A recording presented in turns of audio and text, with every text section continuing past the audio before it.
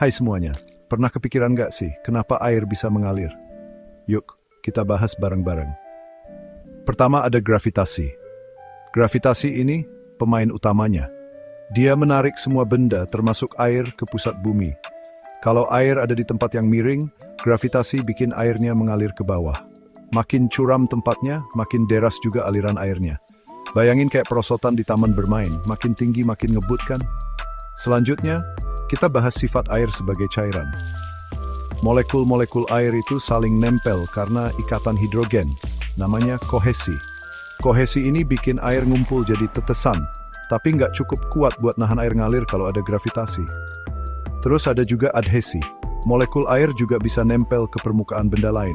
Ini yang bikin air bisa membasahi dan bergerak di sepanjang dinding atau saluran. Adhesi ini penting banget buat kapilaritas, di mana air bisa naik melawan gravitasi di tabung sempit. Kayak air yang naik di sedotan loh. Sekarang viskositas. Viskositas itu kayak ukuran seberapa kental suatu cairan. Air punya viskositas rendah, artinya air gampang banget ngalir. Air hangat viskositasnya lebih rendah daripada air dingin, makanya ngalirnya lebih cepat. Mirip kayak sirup dingin lebih kental daripada sirup hangat kan?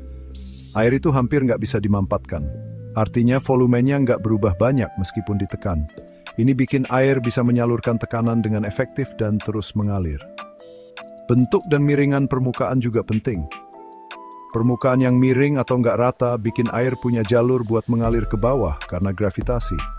Permukaan yang halus bikin air ngalir lebih cepat daripada permukaan yang kasar karena gesekannya lebih kecil. Bayangin main seluncuran, lebih licin lebih cepat kan? Perbedaan tekanan juga berpengaruh. Air mengalir dari tempat yang tekanannya tinggi ke tempat yang tekanannya rendah.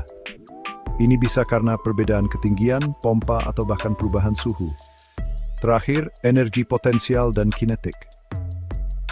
Air yang ada di tempat tinggi punya energi potensial. Saat airnya mengalir ke bawah, energi potensial ini berubah jadi energi kinetik.